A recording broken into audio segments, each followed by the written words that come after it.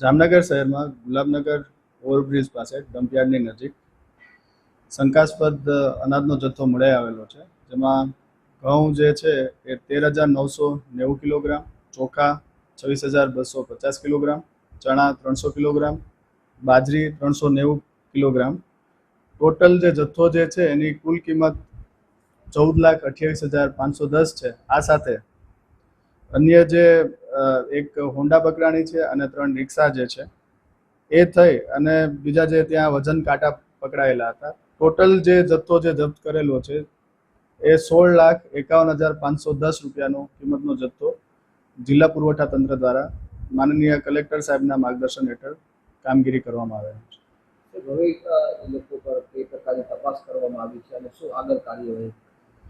હાલ જે જથ્થો હતો એ ત્યાં ખુલ્લા મેદાનમાંથી જપ્ત કરી અમે સરકારી અહીંયા સિટી ગોડાઉન છે એ ત્યાં રાખેલો છે.